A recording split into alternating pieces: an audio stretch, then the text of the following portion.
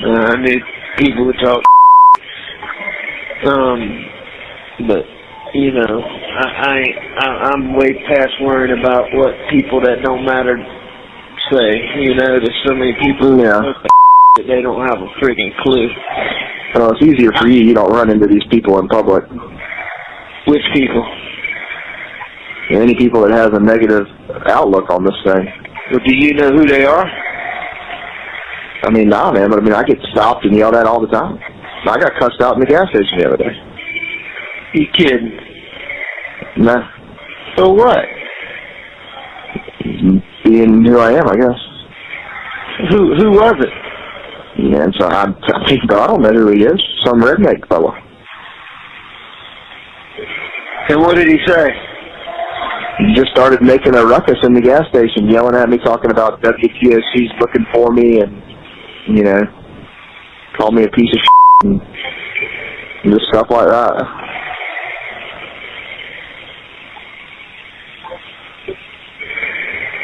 Just crazy stuff.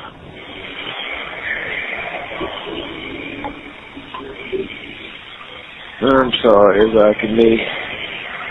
Okay. I mean, I don't really talk to him. I just kind of escape the situation.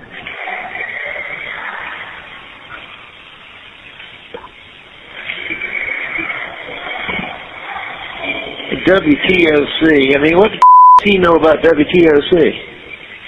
Man, apparently he said he saw something on the news where they said that people are looking for me, or someone said, I don't know what he said. I mean, it's not like I sat there and asked any questions. I mean, I understand that you've done illegal but that doesn't mean you can just, you know, turn a cold shoulder to the laws of the United States. Allegedly done illegal stuff. I'm kidding.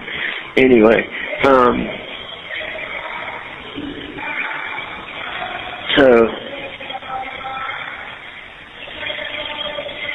but it is what it is, you know?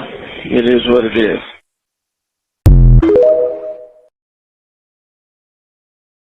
What if I told you that somewhere in South Carolina, a young man wakes up every single morning carrying a weight that would crush most people?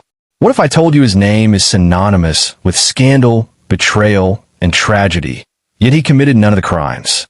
What if I told you that Richard Alexander Murdaugh, Jr., known to everyone as Buster, is the last surviving member of a family dynasty that once ruled the South Carolina Lowcountry with absolute power for nearly a century, and now he must live with a legacy stained in blood, lies, and devastation? This is not just another true crime story. This is the story of the last man standing, a son who watched his entire world collapse in real time, who sat behind his father in court day after day, who had to choose between loyalty and truth, and who now carries a burden that most of us cannot even begin to comprehend. Before we go any further, if you're new to Dark Trail Files, I need you to do something right now. Hit that subscribe button, because what we do here is different. We don't just tell you the story. We take you inside the psychology, the emotions, the human cost of these tragedies. We examine what others overlook. We ask the questions that need to be asked. And we never sensationalize, we illuminate. This channel is for those who want to understand the deeper truth behind the headlines. So subscribe, turn on notifications, and join a community that values real investigation and empathy over exploitation. Now let's begin. To understand Buster Murdaugh's story, you must first understand what it meant to be a Murdaugh in Hampton County, South Carolina. For almost 100 years, the Murdaugh name meant power. It meant influence. It meant that when a Murdaugh walked into a courtroom, justice bent in their direction. The family had produced generation after generation of solicitors, the top prosecutors in South Carolina's 14th Judicial Circuit. Buster's great-grandfather, Randolph Murdaugh Sr., was elected circuit solicitor in 1920. His grandfather, Randolph Murdaugh Jr., held the position. His other grandfather, Randolph Murdaugh III, continued the legacy. And everyone expected that Alex Murdaugh, Buster's father, would eventually take that role too. But Alec chose a different path, becoming a prominent personal injury attorney at the family law firm, Peters Murdaugh Parker Eltsroth and Dietrich. The firm had represented injury victims and built a reputation across the Lowcountry for decades. Alec was charismatic, successful, and by all outward appearances, living the American dream. He married Margaret Kennedy Branstetter, known to everyone as Maggie, and they had 2 sons. First came Richard Alexander Murdaugh Jr. in 1996, nicknamed Buster. 6 years later came Paul. Buster grew up in privilege, but also in expectation. He was the eldest son, the one who would carry the Murdaugh legacy forward. He attended Wade Hampton High School, where he was known as a good student and athlete. His childhood, by all accounts, was filled with hunting trips, little league games that his father never missed, and the kind of close-knit family bonds that many people only dream of. In his testimony during his father's trial, Buster described their family life with genuine emotion. Alec coached both boys in Little League until they reached high school. If Alec missed a game, there was always a phone call, an explanation. The family was, as Buster would later describe it, extremely close-knit. They hunted together, spent time at their sprawling Moselle estate, and maintained a beach house on Edisto Island. From the outside, they had everything. Buster graduated high school in 2014 and enrolled at Wofford College, where he studied government and international affairs. He graduated in 2018, and like generations of Murdaugh men before him, he set his sights on law school. He was admitted to the University of South Carolina School of Law, ready to become the 5th generation of Murdaugh lawyers. But beneath this picture-perfect surface, darkness was already spreading. Buster just didn't know it yet. The first crack appeared in 2019. Buster's younger brother Paul, then 20 years old, was operating a boat while under the influence during a late-night outing with friends. The boat crashed into a bridge piling, and 19-year-old Mallory Beach was thrown into the dark waters. Her body was found over a week later. Paul faced charges of boating under the influence causing death, and the Murdaugh family suddenly found themselves under intense scrutiny for the first time. But that wasn't the only problem brewing. That same year, Buster was expelled from law school. Court records later revealed he had been dismissed after his first year due to plagiarism allegations and low grades. For someone from the Murdaugh family, this was humiliating. The family reportedly paid $60,000 to attorney Butch Bowers in an attempt to get Buster readmitted to law school. Financial pressure was mounting on the Murdaugh family in ways Buster was only beginning to understand. In this recorded phone conversation, you'll hear Alec discussing money matters with his son. Listen to the tone, the casualness. This is a family trying to maintain normalcy while their world teeters on the edge. How you doing on finances? Pretty slim, but it'll be getting better. Well, listen here. Do you want me to tell Uncle John to give you, several $1,000s, and then I'll pay him back? No, it's just I've just had expenses, like considering I had to change my medical insurance. Well, we need to get John to pay for the storage facility and then let me pay him back. Well, I don't understand how you would. You need to be paying. But anyway, I mean, do you want me to get him to give you just, I don't know, $4,000 or $5,000 so you just have, and you don't have to worry about expenses? No, because I've got that money. I mean, right now my bank account, I've got $10,000. A little bit more when I get. Sure, like when you go play golf, you can, if you want to, get a shirt and have a drink and have drinks or whatever at the bar and this, that, and the other. Yeah, I mean, I've got stuff that can settle all that. All right. Well, you just got to keep me posted because, I can get him to give you money and then pay him back. Okay. Well, just you got to keep me posted and let me know, okay? All right. Everything else going okay? Yeah, everything's fine. You want to take my clubs? No, I just use mine. I don't know where yours are. I think yours are still in the Mercedes. It's a sled. Buster was planning to return to law school in 2022, but those plans would never materialize. Because on June 7th, 2021, everything changed forever. June 7th, 2021. That date is burned into Buster Murdaugh's memory forever. He was more than 200 miles away at his girlfriend Brooklyn White's home in Rock Hill, South Carolina, when his phone rang. It was his father. What Buster describes next is the moment every person fears. The moment when a single phone call shatters your entire reality. This is his testimony in court, describing the moment he learned his mother and brother were gone. Out that your mom and brother were murdered. My dad called me. I can't remember the exact time, but it was later. And he called me on the phone. He asked me if I was sitting down, and I was like, yeah. And then he, sounded odd, and then he told me that my mom and brother had been shot. What'd you do? Well, Brooklyn, my girlfriend, was with me, and I think she heard she could hear my conversation kind of over the phone. And so she just started packing stuff, and I kind of just sat there for a minute, and I was in shock. But eventually we got our stuff together and drove down to Moselle. Did you see your dad? Yes, sir.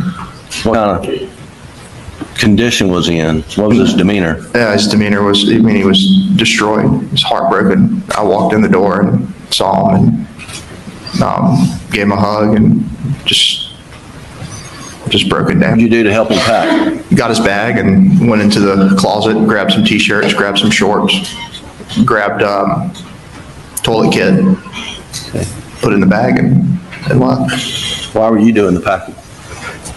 Just trying to help him. He was so upset. We were all upset, but just trying to expedite the process of getting Alameda. When did you first find out that your... Imagine receiving that call. Your father's voice, sounding odd, wrong somehow. And then the words that no son ever wants to hear. Your mother and brother have been shot. Dead. At the family property. Come home immediately. Buster didn't hesitate. He drove straight through the night, covering those 200 miles in a blur of shock and disbelief. When he arrived at Moselle, the sprawling hunting property where his family had spent countless happy times, it had been transformed into a crime scene. Police vehicles everywhere. Crime scene tape.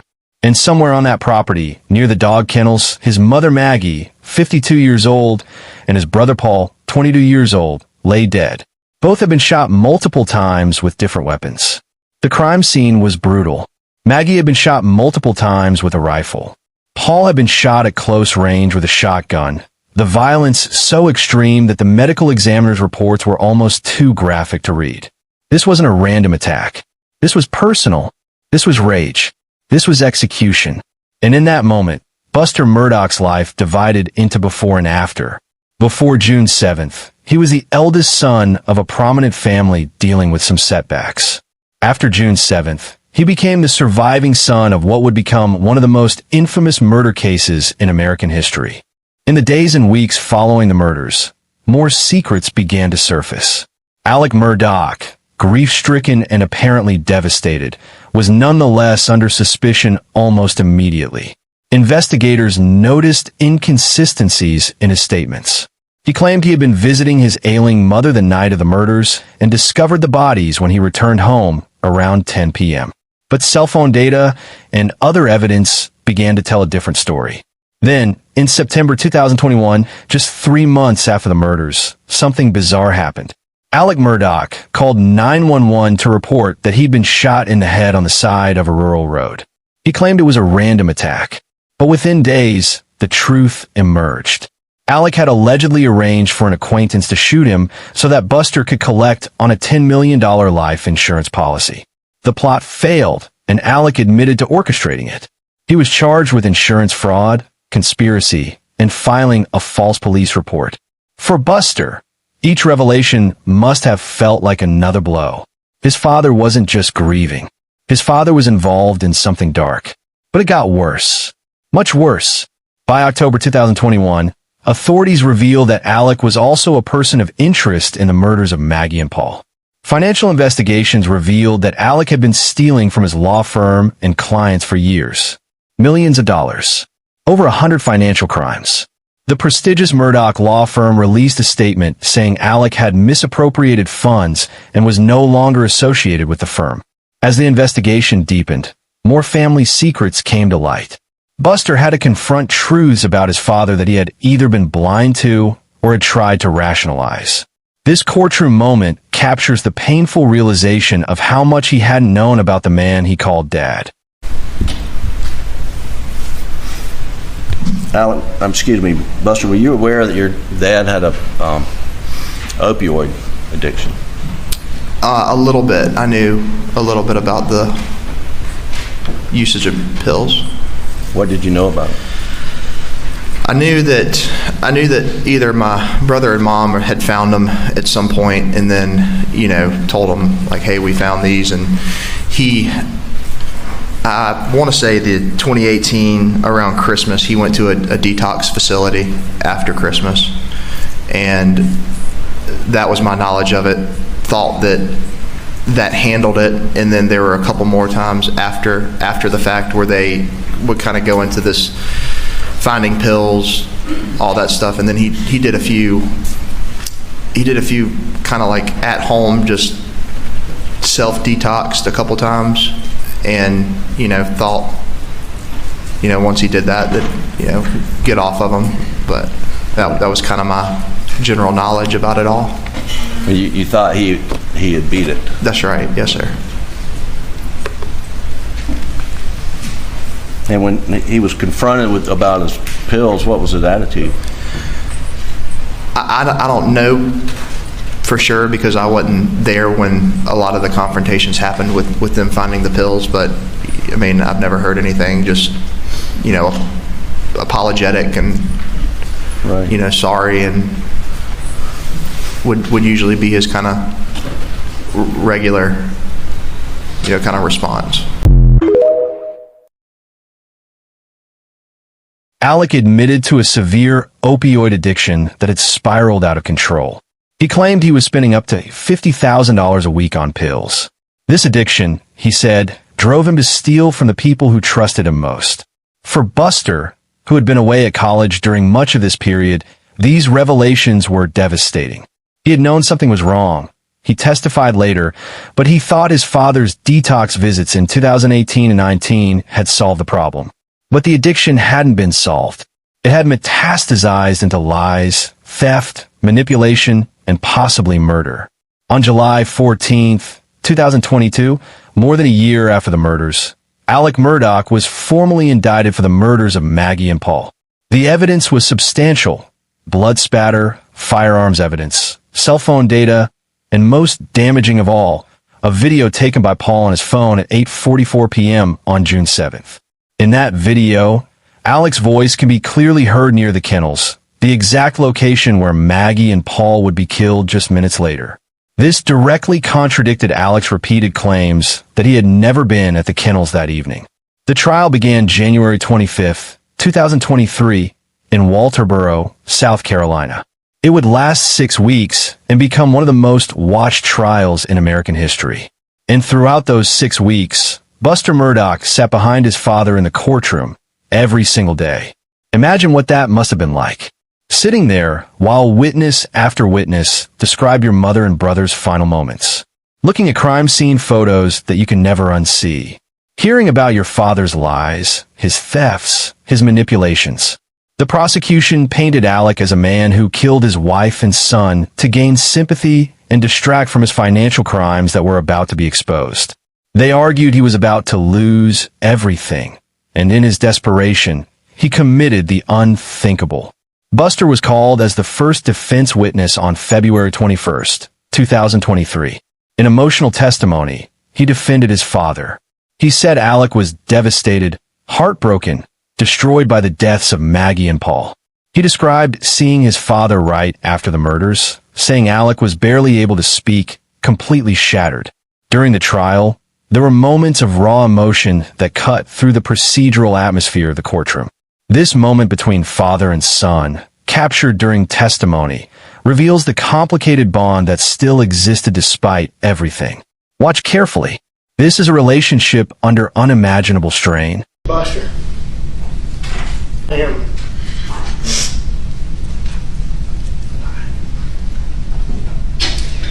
I am so sorry that I let you down. I am so sorry that I have not been able to be with you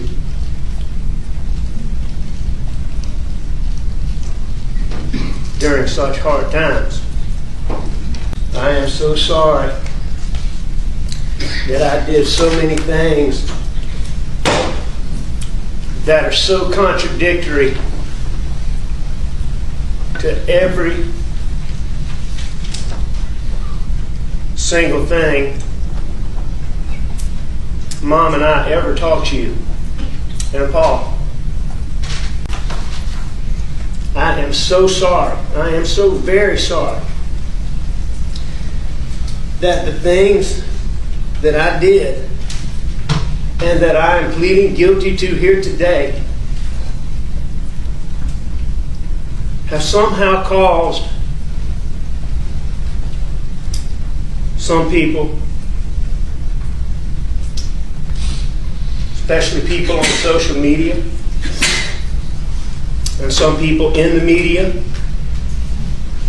to somehow believe that based on the things that I did, that it is somehow okay to make false, baseless, unsubstantiated claims against you that are not only based on no facts and no evidence whatsoever, but are also not based on any semblance of reality whatsoever. And I am so sorry that you have had to go through that. I know, Buster, that you know that I have always been proud of you. I have never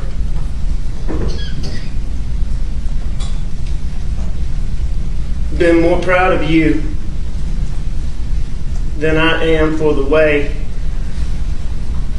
that you have handled all of the adversity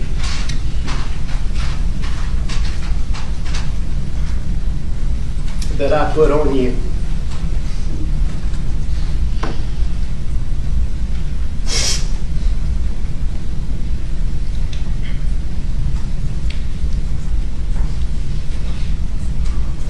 Your whole family is proud of you.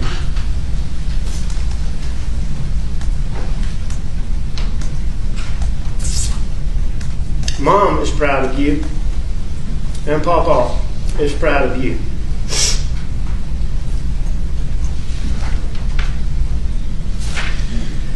I see in letters, emails, and messages that people give to my attorneys. But Buster's testimony couldn't change the mountain of evidence against his father. On March 2nd, 2023, after less than 3 hours of deliberation, the jury returned with a verdict. Guilty on both counts of murder. Guilty of possessing weapons during the commission of a violent crime. When the verdict was read, Buster put his head in his hands. The man sitting in front of him, the father who had coached his little league team and attended every game, the man he had defended on the witness stand, had been convicted of murdering his mother and brother. The next day, March 3rd, Alex Murdaugh was sentenced to 2 consecutive life sentences without the possibility of parole. According to witnesses present in the courtroom, Buster held up well until the cameras were turned off. Then he collapsed, crying uncontrollably. His uncles had to help him to a car. But Buster's nightmare didn't end with the verdict. In many ways, it intensified. The trial had brought national and international attention to another unsolved death connected to the Murdaugh family. The 2015 death of 19-year-old Stephen Smith. Smith was a former classmate of Buster's from Wade Hampton High School. His body was found in the middle of a rural road, and authorities initially ruled it a hit and run. But investigators at the time noted that Smith's injuries were inconsistent with being hit by a vehicle.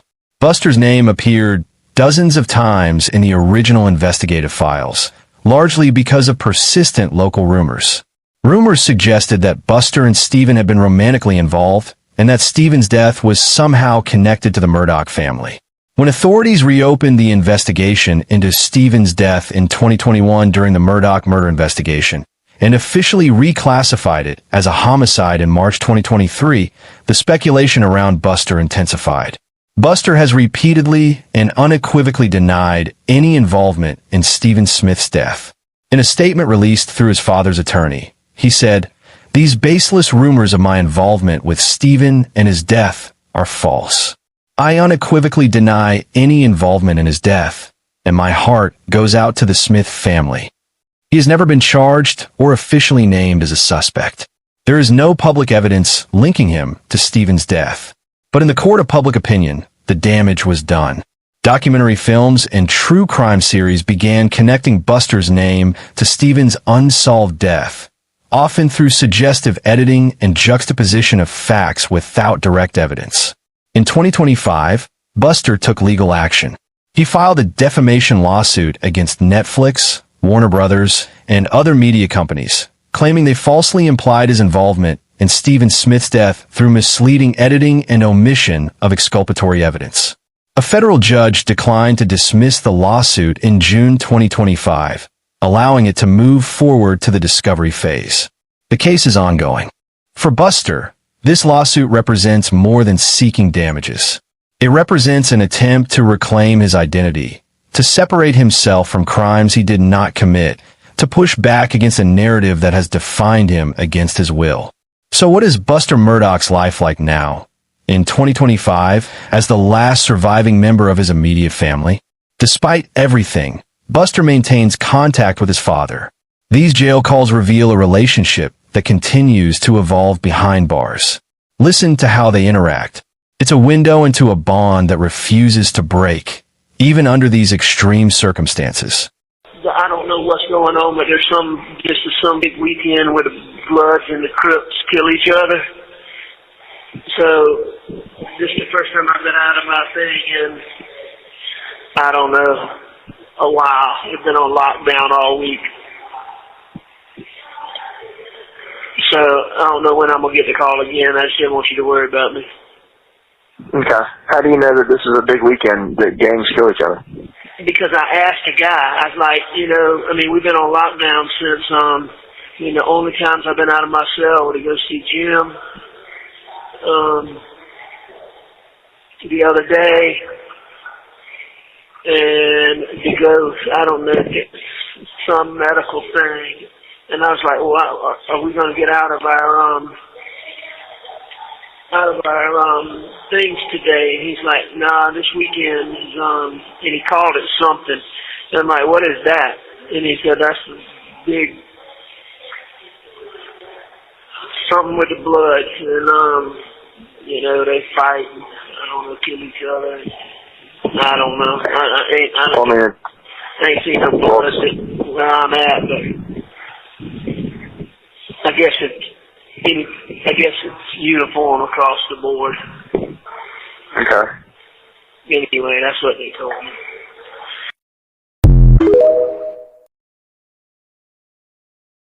His father is in prison, serving 2 consecutive life sentences. Alex Murdaugh was also later convicted on federal charges for financial crimes and sentenced to 40 years to run concurrently with his life sentence. He was ordered to pay $8.7 million in restitution to his victims. Alex has adapted to prison life, working as a ward keeper's assistant and playing chess with other inmates, according to his attorneys. Buster visits his father occasionally, but has made no public statements about their current relationship. The visits must be complicated, painful, filled with questions that may never have satisfying answers. This particular conversation between Buster and Alex raised eyebrows when it was released. The suggestion to give away the belongings of the murdered family members as Christmas gifts struck many as disturbingly casual. But it also reveals something about how Alex's mind works, even after conviction. And it shows Buster navigating an impossible situation with someone who still holds the title of father. Nights are better. Yeah, having a good day. I've been spending so much money, and it hurts me. On what? People's Christmas presents. Well. I got to buy a present for everybody. Well. And it's a lot of people. I'll tell you this, Bus. What? Hang on. We got people, something that was Mom or Paul's. And I think people really like that. Well, I mean, I wasn't gonna do that. We'll see if I get out of here, which, like I say, I'm not optimistic, but we'll see. We'll see. They seem to be optimistic, but they were optimistic the first time too. Right. Anyway. Well, I mean, I've already bought everybody something, so.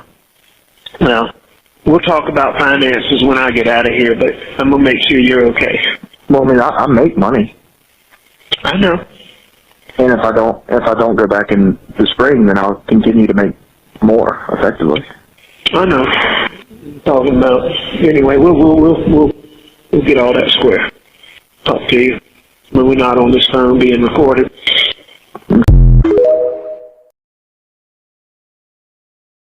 As for Buster himself, he has deliberately retreated from public life. He lives in Bluffton, South Carolina, a quiet community in Beaufort County, far from the Murdaugh stronghold of Hampton County. In May 2025, he married his longtime girlfriend, Brooklyn White, an attorney, in a private ceremony in Beaufort. The couple purchased a modest 3-bedroom, 3-bathroom home for approximately $445,000, a far cry from the sprawling estates his family once owned. Neighbors describe Buster as quiet and unassuming. He's occasionally seen walking his golden retriever Miller or running errands, but he rarely engages in conversations about his family. Most locals are aware of who he is, but respect his desire for privacy. His life is intentionally understated, a stark contrast to the power and prominence his family once commanded. He has put his law school aspirations permanently on hold. According to his attorney, there are no plans for him to return to law school.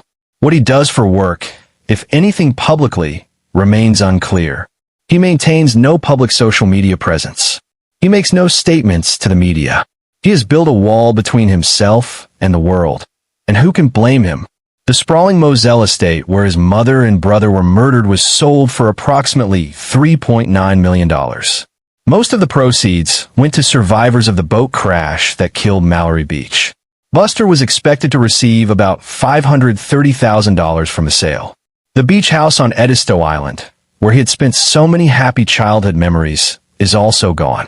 Everything that defined the Murdaugh legacy, the properties, the law firm, the reputation, the power, has been stripped away. And Buster is left holding the remnants of a name that now means something entirely different than it did when he was born. Let's pause here and really think about what Buster Murdaugh carries. Not just emotionally, but psychologically. Because this is where the story becomes even more profound. First, there is the grief. Buster lost his mother and brother in a violent, brutal way. That trauma alone would be enough to break most people. He never got to say goodbye. He never got closure. He discovered their deaths through a phone call that shattered his reality. But his grief is complicated by who stands convicted of their murders. His own father. The man he loved, admired, and defended in court. The man who coached his baseball teams and never missed a game. How do you grieve your mother and brother when your father is their convicted killer? How do you process that contradiction? How do you reconcile the dad you knew with the man the jury said shot them to death? Second, there is the betrayal. Not just the murder conviction, but the years of lies. The financial crimes. The opioid addiction hidden from the family. The manipulation. Buster has had to accept that his father was living a double life, lying to everyone, including him. That shatters the foundation of trust that a child builds with a parent. Third, there's the isolation. Buster lost his entire immediate family in less than 2 years. His brother, murdered. His mother, murdered. His father, imprisoned for life. His grandfather, Randolph Murdaugh III, died just days after the murders. Buster is the last one standing, the last branch of this particular family tree. He is, in a very real sense, alone. Fourth, there is the burden of the name. Everywhere Buster goes, people recognize the name Murdaugh. But now it doesn't open doors. It closes them. It doesn't command respect. It triggers suspicion, curiosity, judgment. He can't escape it. He can't change it. He has to carry it for the rest of his life. And fifth, there is the suspicion that follows him. Even though he has never been charged with any crime, even though there is no public evidence connecting him to Stephen Smith's death, the rumors persist. The documentaries continue to make implications. The internet continues to speculate. Buster is forced to defend himself against accusations that have never been proven, to live under a cloud of suspicion for something he insists he didn't do. In a 2023 interview with Fox Nation, Buster addressed this directly. He was asked if he worries that he might be like his father. His answer was telling, "No, I do not worry because I'm not a thief. I'm not a liar. I'm not a manipulator. In those regards, I'm nothing like him. But in other regards, I believe that I do hold some of his more admirable traits, which I am quite proud of." Think about that statement. Even after everything, Buster is trying to separate the good parts of his father from the evil parts. He's trying to hold on to something positive while acknowledging the horror. That is the work of a person trying desperately to make sense of the incomprehensible. Here's the question this story forces us to confront. What do we owe to the family members of those who commit terrible crimes? Buster Murdaugh didn't kill anyone. He didn't steal money. He didn't lie to investigators. Yet his life has been destroyed almost as completely as if he had. He will never practice law. He will never have the privacy of anonymity. He will always be known first as the son of Alex Murdaugh, the man who killed his wife and son. Is that fair? Is that justice? Or is that just collateral damage in a case that captivated the nation? We as a society love true crime. We consume these stories voraciously. We watch the documentaries, we listen to the podcasts, we follow the trials. But do we ever stop to think about people like Buster? The people who are connected to these crimes by blood, but not by action? The people who have to rebuild their lives in the wreckage left behind? Buster Murdaugh is trying to build a new life in Bluffton. He got married. He's trying to move forward. But moving forward doesn't mean moving on. You don't move on from this. You learn to carry it. Every single day. And here's what makes his story even more tragic. Buster still believes his father is innocent of the murders. In interviews after the trial, he has stated that he holds a unique perspective because he knows the love he witnessed in his family. He says he saw his father's grief, his devastation, and he cannot reconcile that with the image of his father as a killer. Does that make Buster naive? Or does it make him loyal? Does it make him a victim of manipulation? Or a son who refuses to abandon his father? I don't have the answer to that. Maybe there's no right answer. Maybe it's both things at once. In the end, Buster Murdaugh's story is one of survival. Not survival in the dramatic sense, but survival in the quiet, grinding, day-by-day sense. He wakes up every morning in Bluffton, knowing that his mother and brother are gone, knowing that his father will die in prison, knowing that his family name is infamous, knowing that people whisper when they see him, knowing that no amount of legal victories or quiet living will ever erase what happened. But he gets up anyway. He walks his dog. He goes through the motions of a normal life.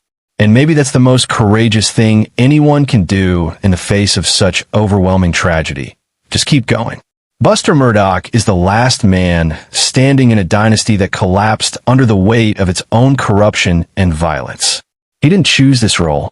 He didn't ask for this burden. But it's his to carry now. And he's doing it the only way he knows how.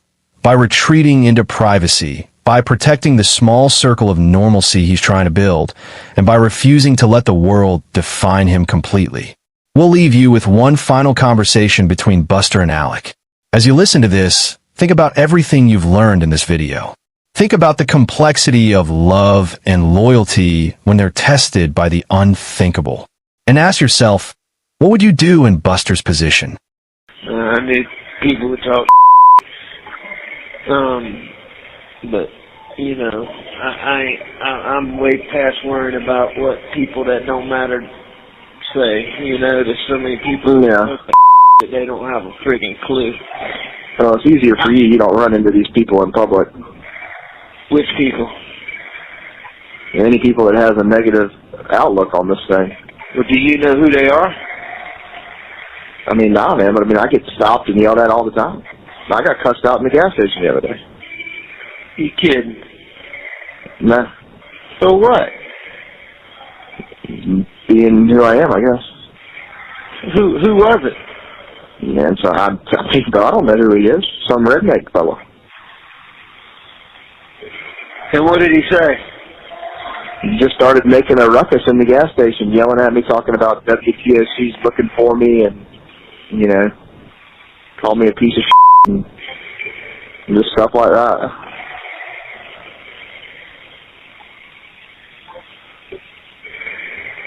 Just crazy stuff.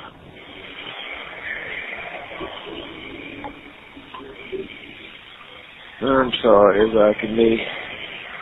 It's okay. Man, I don't really talk to him. I just kind of escape the situation.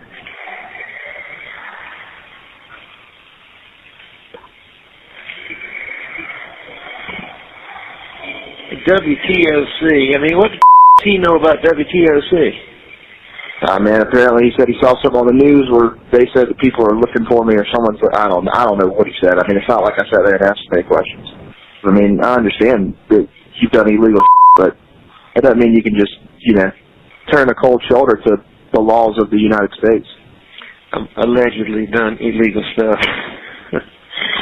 I'm kidding. Anyway,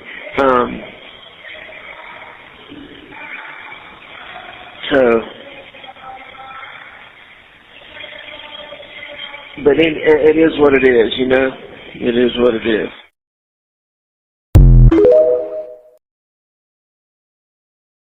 The Murdaugh murders will be studied for years to come. The trials, the investigations, the revelations, all of it will be analyzed and debated.